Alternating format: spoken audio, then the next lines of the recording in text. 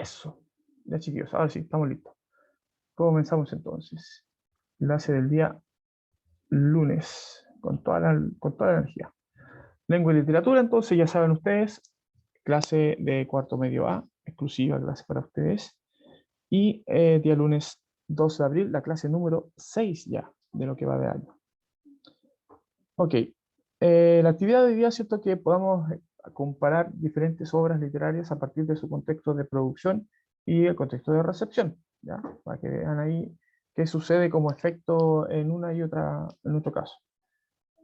El propósito es cierto diferenciar los contextos de producción y de recepción para apreciar aspectos en ellos que pueden ser considerados vigentes u obsoletos. Eh, Sin cancelar nada, por supuesto, no vamos a cancelar aquí ninguna cuestión, sino que vamos a entender. Eso es lo interesante de no cancelar, ¿cierto? A propósito de este drama que existe con todos los monos animados, escuché ahí a propósito de que cancelaron o que quieren cancelar en España, en una parte de España, en Valencia, si no me equivoco, quieren cancelar a la serie Dragon Ball. Sí, Dragon Ball, por culpa del maestro Roshi. Yo dije, no, Yo también leí esa noticia. en una clase en tercero medio nosotros hablamos del tema del problema de la cancelación a propósito de Pepe Le Pew, y estamos hablando, ¿cierto?, de las columnas de opinión y todo eso. Y claro, pues es cierto que existen diferencias en los contextos, pues, y eso es lo que es importante en este caso, reconocer que estamos en un contexto distinto. El contexto de producción de estas series, mono, animado, libros, películas, lo que sea, corresponde a una época totalmente diferente a la nuestra. Y la historia, no solo la historia, digamos, literaria, sino la historia de la historia como ciencia que estudia los fenómenos, ¿cierto?, que van ocurriendo, se encargará, obviamente, de juzgarlo, o sea, no de juzgarlo, perdón, de entregarnos los conocimientos a nosotros de esos hechos para que nosotros tengamos el criterio de juzgarlo, pero no de cancelarlo. Imagina que viviéramos a partir de hoy día en adelante nada más y borráramos el pasado, no tendríamos la posibilidad de resarcirnos frente, ¿cierto?, a los errores que pudimos haber cometido o de aprender cosas. No tendría sentido estudiar porque tendríamos que hacer todo necesariamente de nuevo. Entonces, no, pues, tenemos que considerar que hay un pasado y ese pasado nos moldeó a ser lo que somos hoy en día y reconocerlo tan válido como el presente que estamos viviendo. Se trata justamente de eso, de entender, esta clase se trata de entender, el propósito es justamente que podamos hacer esta diferenciación entre la época en la que se produjeron las cosas que se produjeron y la época en la que se recepcionaron, o se siguen recepcionando, o se van a seguir recepcionando en el futuro, ¿cierto?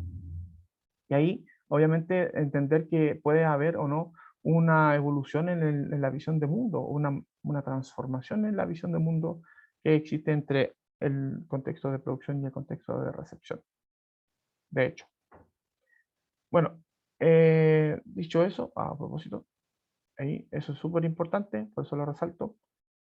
Y tenemos los dos objetivos que tienen que ver con la clase de hoy, el OA1 de cuarto medio, que es formular interpretaciones sobre una obra literaria a propósito entendiendo y comparando relación, contextos, creencias, valores, el tratamiento del tema, el efecto estético, que también es importante, y el 8, que tiene que ver con investigar sobre diversos temas para enriquecer su lectura, que es a propósito la invitación que permanentemente hago cada vez que ustedes lean, escuchen, disfruten de una película, ¿cierto? Etcétera.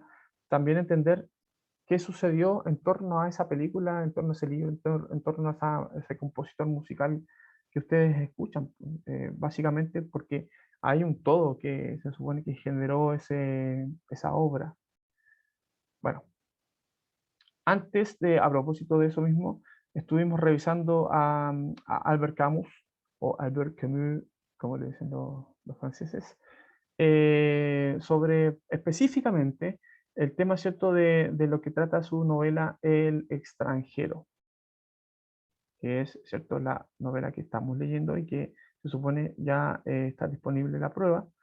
Una prueba que yo la hice de desarrollo y algunas preguntas, muy poquitas preguntas de alternativas y básicamente muchas preguntas de desarrollo, principalmente porque quiero también entender que entienden, ¿cierto? Y eso se va mostrando, se va demostrando en la redacción. Bueno, Profe, dato súper importante, antes de que te responda de Jujo. Dato súper importante, investiguen no solo el absurdo, que es un tema permanente en la literatura de Albert Camus, sino también el tema del existencialismo. Aunque él reniega un poco de esa corriente filosófica, esa corriente filosófica está palpable, ¿cierto? Por lo menos en el personaje de Meursault, ¿cierto? El personaje protagónico de nuestro extranjero. Dieguín, Dieguito, te escucho. Ahora sí. Perdón por el... profe, Dígame.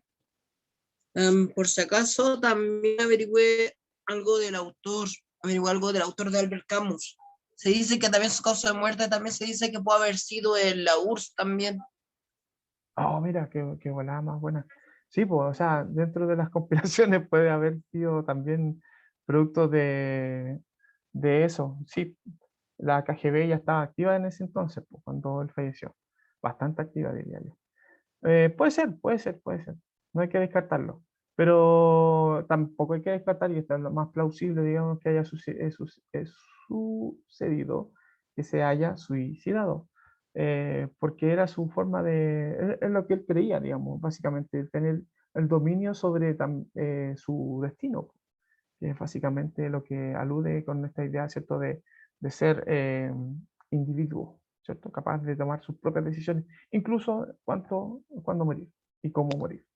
Bueno, puede ser, puede ser. Estaba ahí, ¿cierto?, especulándose sobre eso. Todavía. Bueno, la obra entonces, ya entendiendo que pertenece a un contexto bien específico a propósito de lo que estamos viendo hoy día, que es 1942, y que tiene en ese sentido un significado particular para la historia no solamente personal de Albert Camus en su proyecto, cierto, personal de escritura, sino también en lo que significa la literatura universal. Marca un antes y un después. Siempre una obra marca un antes y un después. Antes de esa obra, lo que se viene arrastrando para llegar a esa obra, que va a ser como la muesca, ¿cierto?, que uno va a dejar en esta línea eterna que es el tiempo. Me fue en volada. Ok, y a propósito de muescas, aquí les quiero muesquear, ¿cierto? Algo que tiene que ver con el pasado, un pasado no muy lejano, ¿ah? Ojo, estamos hablando de un comercial de televisión que salió en televisión en ese tiempo, 1990, y que nos podría hacer entender cómo funcionaba nuestra sociedad en ese entonces. Yo ayer buscando ejemplos de comerciales antiguos, encontré un comercial que no es tan antiguo, de 2017, sí, 2017 creo que era, si no me equivoco, sí, 2017, sobre una lavadora LG, marca LG, que, que es muy parecido a este que vamos a ver del año 1990. Ponga mucha atención.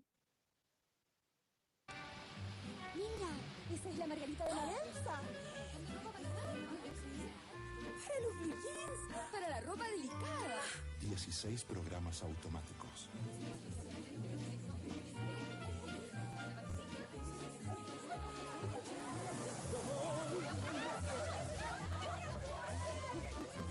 La deja casi seca.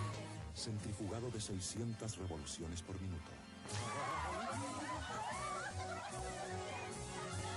Selector de temperatura que ahorra energía. ¡Apúrese! Margarita. Ay, Margarita. Porque su ingeniería da a cada prenda el lavado que necesita, Mademsa se hace querer. Aquí hay hartas cosas, voy a abrir imagen. Hay hartas cosas que son bastante inverosímiles con respecto nosotros lo sabemos porque a 20, 30 años, perdón, del año 90 hasta hoy día, han pasado 30 años ya, nosotros ya tenemos como una noción de lo que significa todo lo que pasa en este video. O sea, no somos tan inocentes. Si se dan cuenta, hay hartos errores que voy a poner, digamos, si se puede reproducir de nuevo. Mira, esa es la Margarita. Ya, si se dan cuenta, por ejemplo, la gente, el tipo está en la calle, se supone que es un repartidor, de electrodomésticos, trabaja para seguramente para alguna cadena, alguna tienda, o específicamente Margarita, ¿cierto? La marca Madensa. Eh, y él es un delivery, pues. Se supone que nosotros sabemos que los delivery llegan a la puerta de la casa, pero no caminan cuadras con el producto, pues. O sea, el vehículo se estaciona prácticamente afuera de tu casa, te tocan el timbre, te golpean la puerta, ¿cierto? Y te entregan el producto, pues. Es insensato que el tipo se pasee por varias calles, ¿cierto? Con la lavadora y con el burrito, ¿cierto? El carrito con el que le trae. Ese es uno. Segundo, el producto viene sin caja. Es imposible hoy en día, del año 2021, ¿cierto?, recibir un producto sin caja. O sea, sin la protección y sin el hecho constatable de que el producto viene 0 kilómetros. Ahí viene el producto abierto, prácticamente al descubierto, ¿cierto? Expuesto a que se pueda rayar, se pueda ensuciar, se pueda caer, qué sé yo. Entonces, también eso es inverosímil. Pero lo más inverosímil de todo, ¿cierto? Y lo que podemos considerar a propósito del contexto en el que se produjo este comercial, es el hecho de que las mujeres que van viendo, ¿cierto? En el camino ahí se va viendo, ¿cierto? Eso. Y las mujeres que van viendo este repartidor lleva esa lavadora, ¿cierto? En esas condiciones, van dándose cuenta de las características de la lavadora y lo van siguiendo y se van agrupando, ¿cierto? Un contingente más o menos importante de mujeres interesadas, ¿cierto?, en el producto. Mujeres interesadas en el producto, ¿cierto? Que es una lavadora. Ahí se nota, ¿cierto? Borroso, obviamente, pero se nota que hay por lo menos 100 mujeres que van detrás de este repartidor de Hostel Delivery, ¿cierto?, de lavadoras. Profe, ¿Qué me podría decir, Gaby, a propósito de eso? que, que igual, o sea, otra cosa de la que me di cuenta es que el ¿Sí? repartidor entró a la casa y se sentó a descansar adentro. Sí, pues Y eso tampoco es tampoco bastante pasa. tampoco pasa. Nosotros lo sabemos porque tenemos un contexto que nos ha educado o que no ha, digamos, preparado, nos ha permeado frente a este tipo de cosas. Pues y sabemos que eso es inverosímil, pero en la época, el hecho de repartir productos a domicilio en 1990 era prácticamente un lujo. O sea, no existía. No, la gente que si quería comprar un electrodoméstico, por la suya, ¿cierto? No existía el reparto a domicilio, po. Era algo, digamos, como incipio, o sea, recién incipiente, ¿cierto? Como una práctica de las cadenas comerciales, ¿cierto? Específicamente las grandes tiendas. De hecho, tú no comprabas la lavadora, en este caso, o el electrodoméstico X, no lo comprabas a la marca, se lo comprabas a una tienda que era muy poca, pues en 1990 recién había un mall que era el Plaza Vespucio, en Santiago. O sea, existía el Parque Arauco, si no me equivoco, en esa época, pero más que centros comerciales, así como para ir a comprar grandes tiendas, nada, pues, o sea, había que ir al centro, no sé, pues, a ITES, a Almacenes París, no sé, de las grandes tiendas que existían ya en esa época. Eh, entonces era como bien extraño que hubiera un repartidor con estas características, pero lo que muestra el comercial más que nada es la reacción de las mujeres y que el producto parece ser o estar relacionado necesariamente con algo que tiene que ver con las mujeres. Y eso es algo que ha Porque, cambiado, porque indudablemente. igual en ese tiempo, profe, era como súper común decir que las mujeres lavaban la ropa. Entonces, por eso las Claro, mujeres seguían al caballero con la lavadora.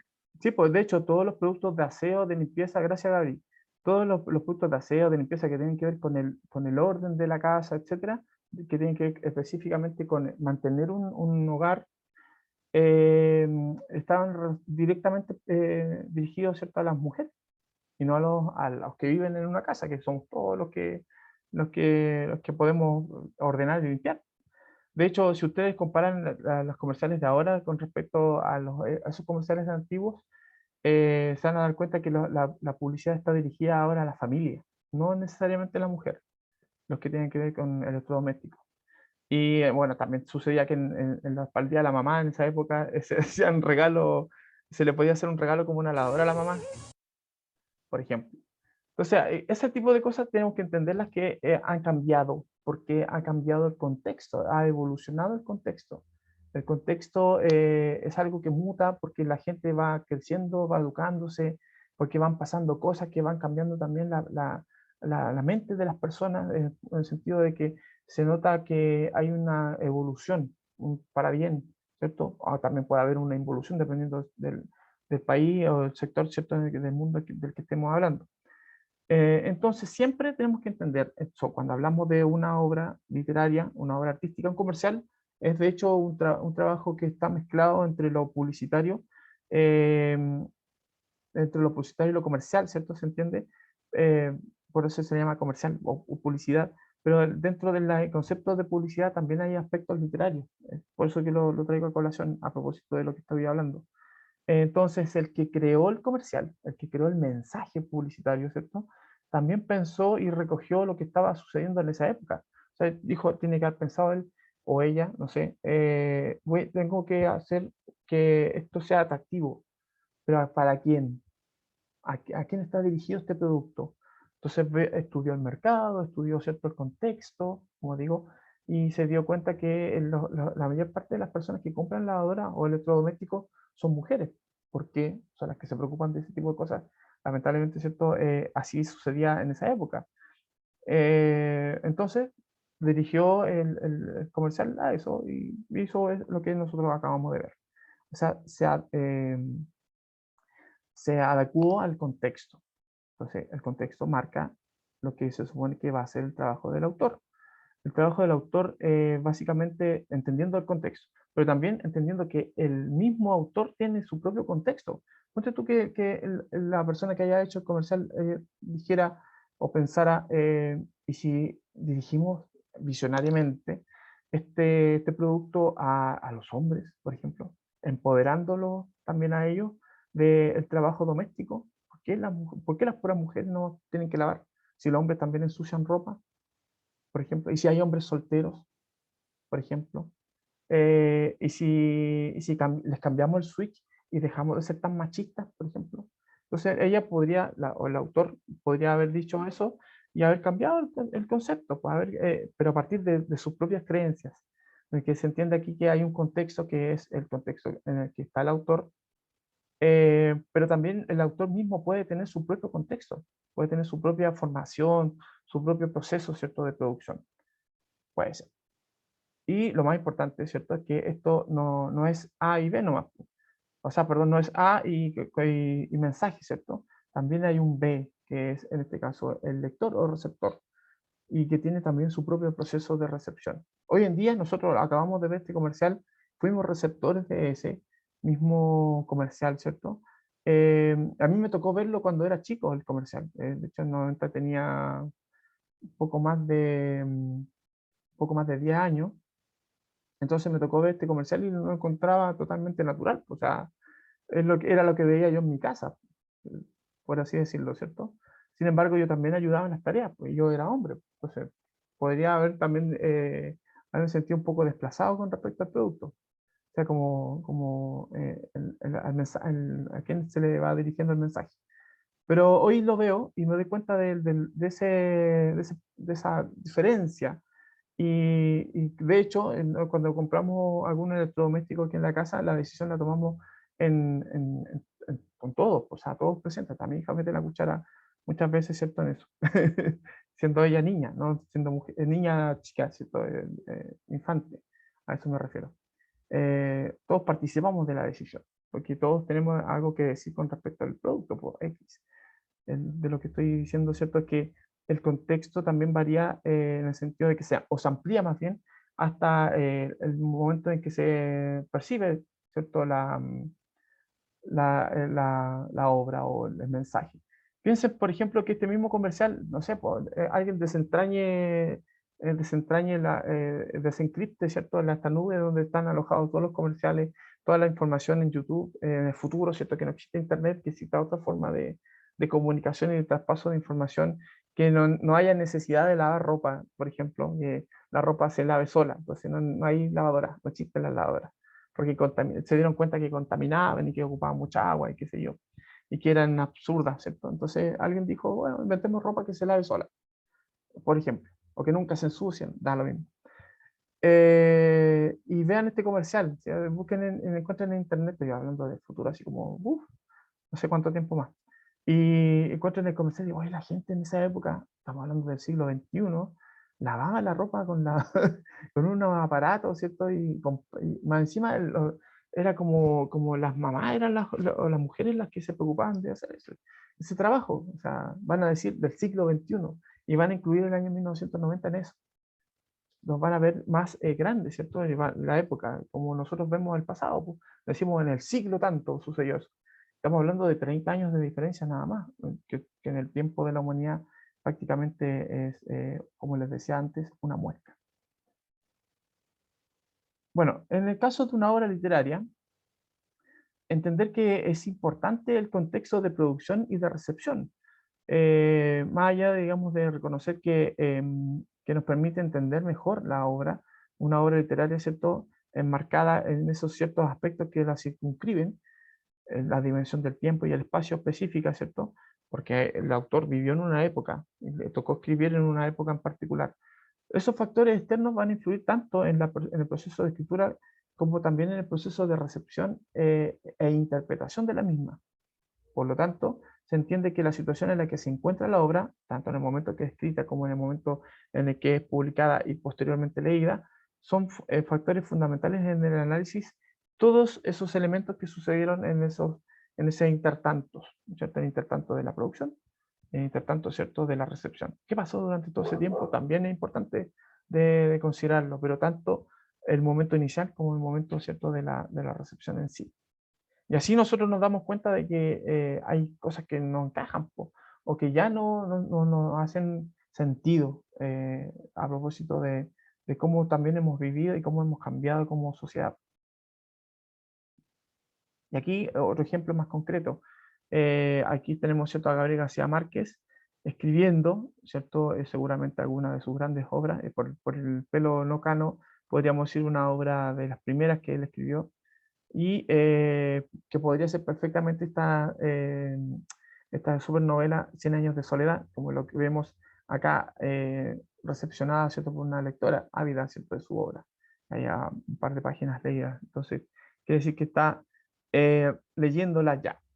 Entonces, aquí hay una diferencia entre el contexto de producción, una época gris, pasada, ¿cierto?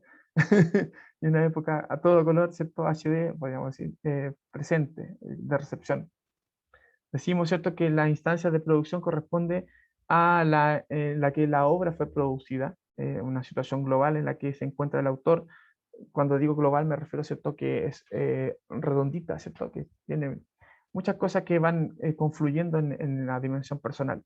La edad del autor, su madurez mental, ¿cierto? El género el que él oficia. Recuerden que en este caso Gabriel García Márquez era periodista y también novelista. Entonces, eh, a propósito de eso mismo, oficio, como decía, situación familiar, casado, divorciado, estado civil, ¿cierto? Experiencias de vida que lo hayan marcado a él, etcétera. Un sinfín de cosas que tienen que ver con la dimensión personal.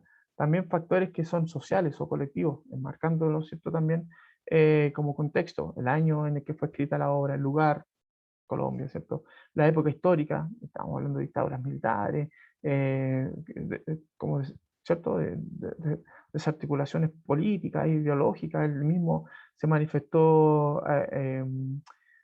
amigo del Partido Comunista, ¿cierto? No sé si estaba inscrito en el partido en sí, pero él tenía amigos que eran, ¿no?, Fidel Castro, Pablo Neruda, que eran comunistas en sí. Visiones de la época, ¿cierto? A propósito de esta idea del realismo mágico, acontecimientos importantes también que puedan haber marcado la historia, algún golpe de Estado, alguna, alguna situación familiar, ¿cierto?, de alguna familia importante, características políticas, sociales, culturales de la sociedad en la que él estuvo. ¿Se entiende, cierto? Todo eso significa el momento en el que, al momento, ¿cierto?, de transcribir, de escribir en su máquina, ¿cierto?, lo que está pensando. Todos sus pensamientos es todo eso. Y así si ustedes, por ejemplo, quieren escribir algo, seguramente el que escribe música como el Vicente va a tener también que recoger, quiera o no, ¿cierto? Todo lo que está sucediendo, el estilo musical que él eligió, la historia de vida, las historias personales, su visión a propósito de lo que significa la música y todo eso va a confluir en la producción de lo que él escribe, pues, de lo que cada uno de nosotros, ¿cierto? Que nos gusta escribir, hacemos.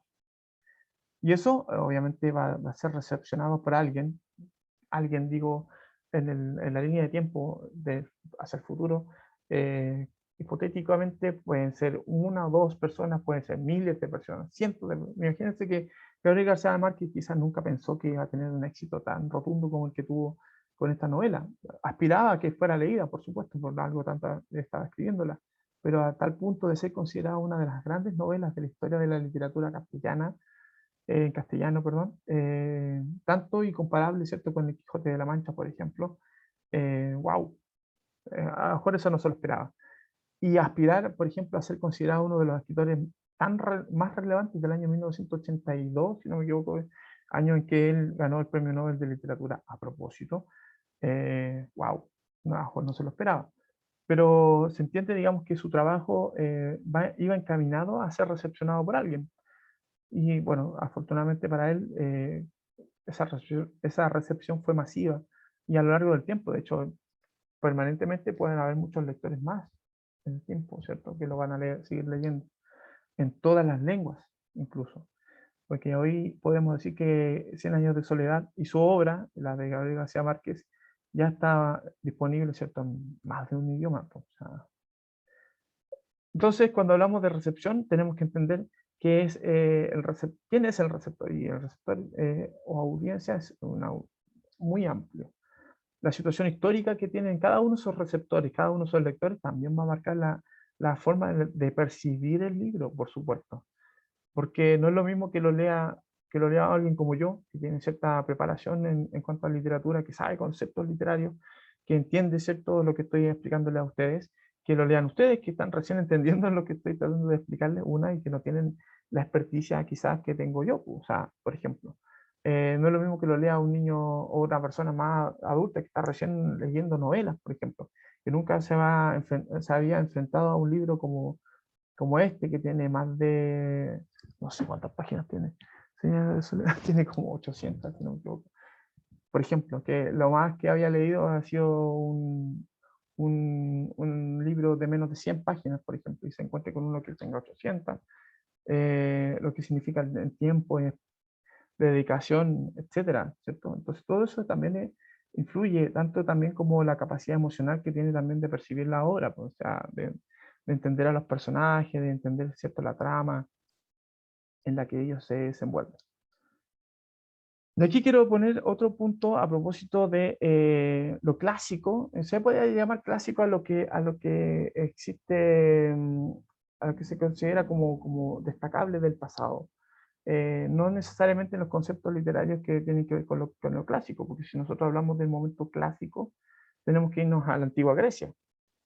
Ahora, decimos clásico específicamente cuando hablamos de una obra que está eh, vinculada, ¿cierto?, con un pasado glorioso y que tiene ciertas reminiscencias de ser una obra destacada. Como por ejemplo esta del Quijote de la Mancha. Yo quiero que vean un video cortito de apenas 4 minutos que tiene que ver con un contexto particular, que es el de Miguel de Cervantes y Saavedra, 1605, en donde se estilaba, ¿cierto?, esto del Renacimiento y del Barroco.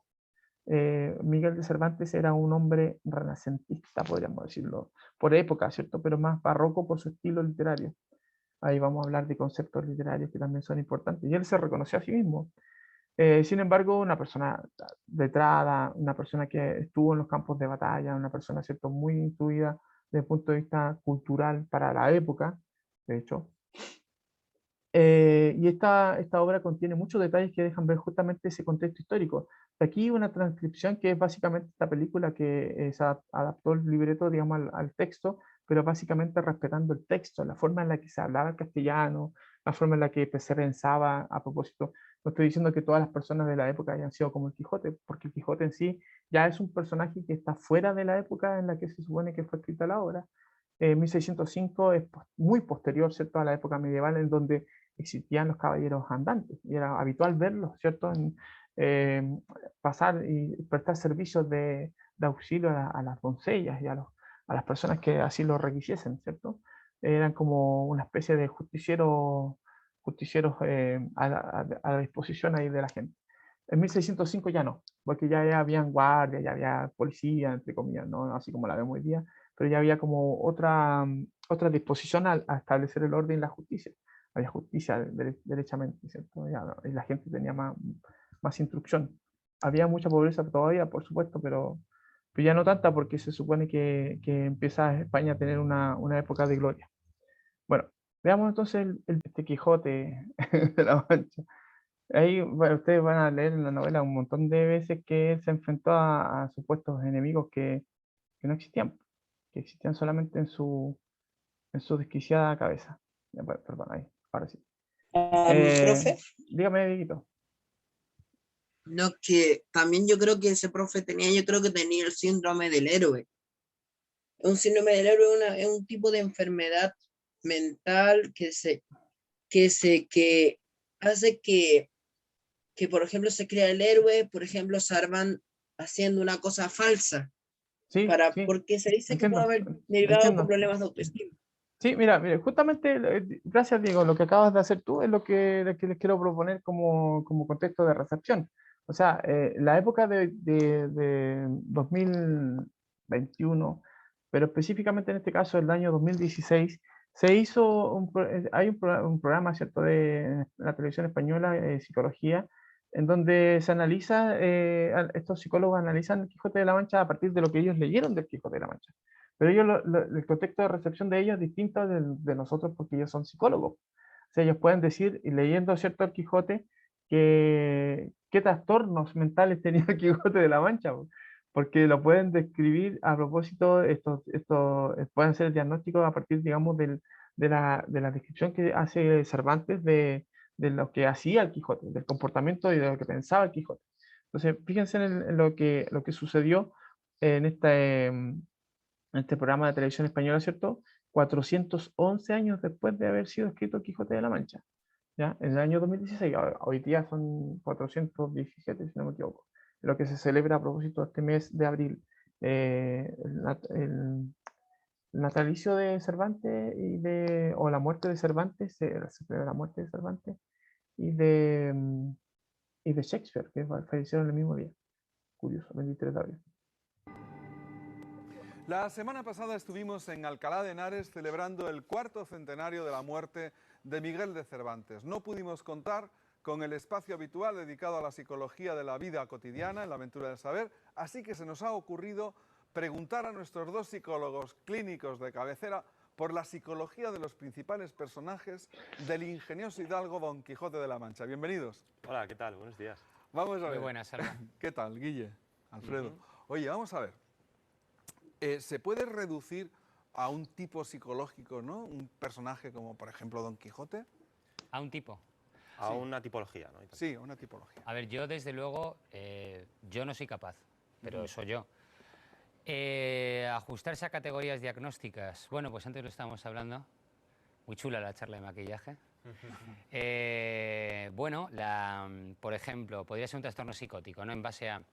Hay una ideación delirante, ¿no? Pues esto no es una vacía, esto es el yelmo de Mambrino, ¿no? Hay una interpretación alucinada de un suceso ordinario, por ejemplo, la aventura de Montesinos, ahí la lía pardísima, ¿no? También hay alucinaciones, por supuesto, eso no son molinos, ya sabéis lo que son. Y en general hay una actividad frenética y luego periodos depresivos. Eso, por ejemplo, puede ser una psicosis, esquizofrenia paranoide. Ajá. Pero, por ejemplo, que esto también lo habías dicho tú, podría haber un trastorno bipolar con síntomas psicóticos. Podría encajar. Yo es que creo que Cervantes iba con toda la intención, o sea, en el sentido de los trastornos mentales, como estamos hablando ahora. No creo que haya sido todo casualidad y de repente voy a escribir un personaje. Fíjense en resulta que sea esto un que va a loco. decir este Creo muchacho. que su propia biografía y el contexto sociocultural que ocurría en España en aquel entonces ha sido muy curioso informarme de que resulta que era el país con más psiquiátricos por la época. Tenía 8 psiquiátricos en toda España y el primero del mundo fue en Valencia. Y ya se tenía un concepto de la enfermedad mental, no era exorcismo ni era brujería en nuestro país.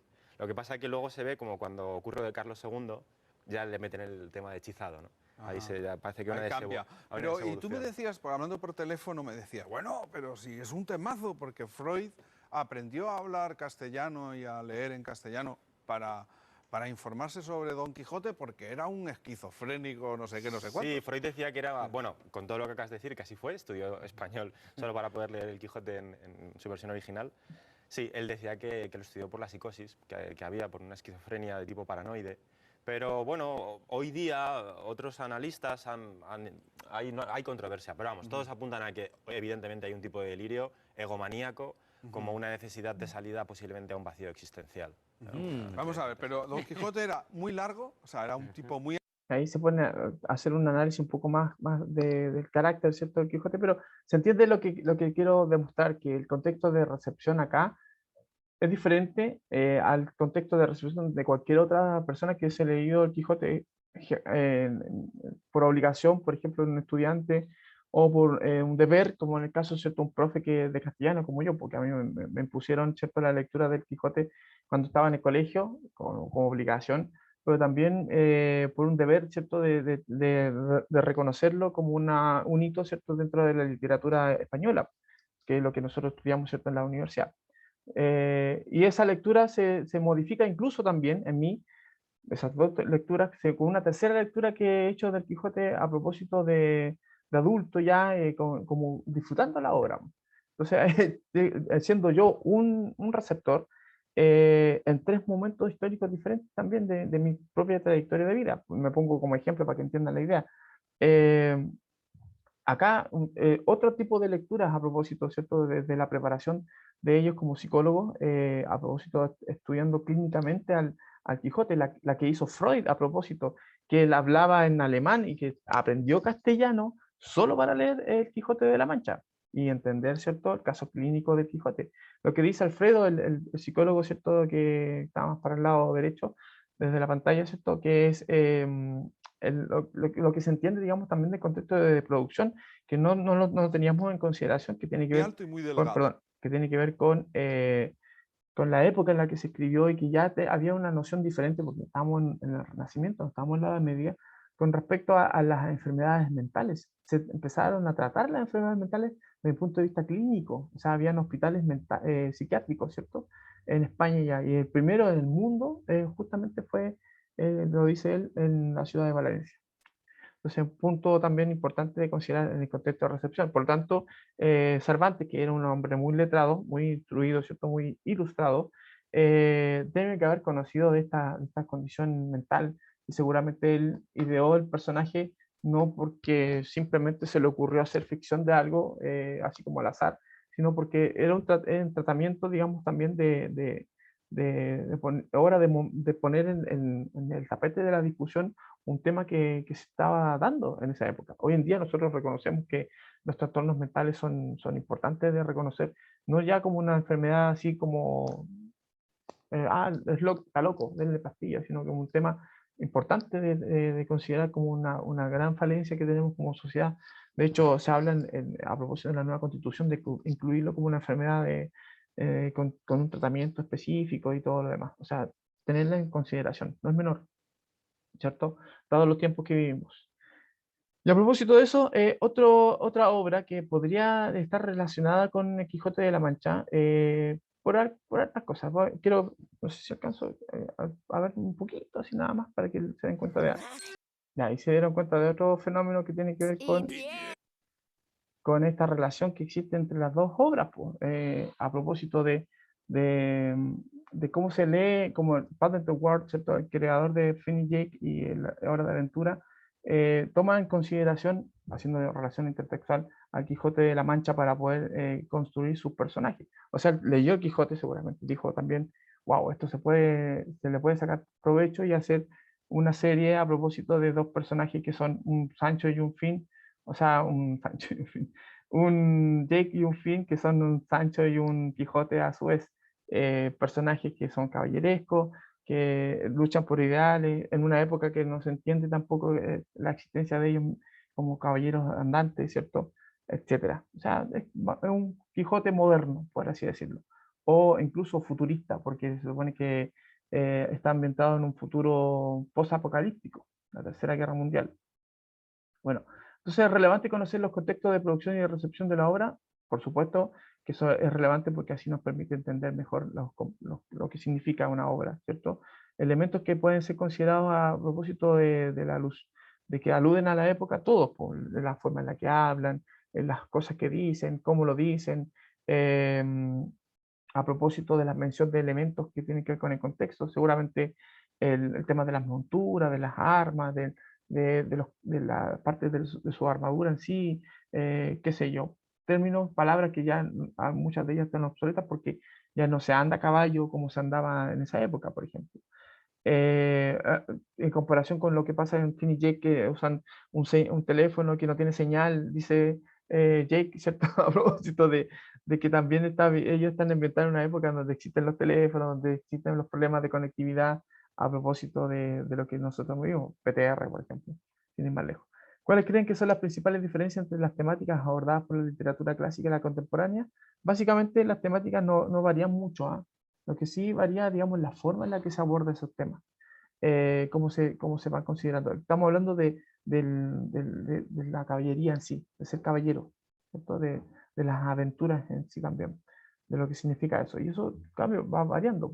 Nosotros vemos diferentes tipos diferentes códigos de honor, a propósito, pero un código de honor al fin y al cabo, porque será el tema, tener un código. Eh, Manera en la que puede contribuir la literatura clásica a la creación de nuevas obras, y aquí tenemos la relación. Una obra clásica como Quijote de la Mancha puede dar pie a que se hagan musicales. De hecho, hasta 31 minutos hizo un show a propósito del Quijote de la Mancha no hace mucho tiempo atrás. Mismo Finn y Jake, ¿cierto? Y otras más, pues películas donde siempre hay un policía bueno y un policía malo, por ejemplo, etcétera, etcétera, etcétera. O sea, todo eso puede estar alimentándose justamente de las clásicas. Y así mismo, nosotros también vemos remakes de películas, porque no es gratuito. Mencionarles, ¿cierto? A propósito, para ir cerrando, que ya se encuentra disponible la prueba del extranjero. Recuerden, entre día y mañana, en Webclass, ¿cierto? Eso es muy importante que lo tengan en consideración. Y finalmente, entender, ¿cierto? Que lo que aprendimos hoy día, que tanto el contexto de producción como el de recepción son vitales para poder entender una obra literaria, entendiendo todas las características que pueden encerrarse en el contexto de A y B, ¿cierto? Entendiendo que las obras no se generan en un vacío y que por tanto, ¿cierto? Tampoco nosotros la recepcionamos en un vacío. Nosotros somos personas que hemos sido estamos en proceso de ser íntegros, ¿cierto? De lograr cierta plenitud, pero en ese camino ya tenemos adquirido ciertos conocimientos, por el hecho mismo de que podamos leer ya es un conocimiento en sí. Entonces nos sitúa en una época en particular esa habilidad mentalmente en la conciencia, ¿cierto? A eso me refiero. Bueno, interesante tema de debate. Esto seguramente va a salir a colación más adelante también. Y lo importante es que ustedes estén siempre ávidos de querer entenderlo. Cuídense mucho, chiquillos, que tengan una buena semana. Cualquier duda, guárdense por WhatsApp. ¿Ya? Igual, Estoy profe, ahí cuídense. atento. Chau, chau. Chau. Buen día.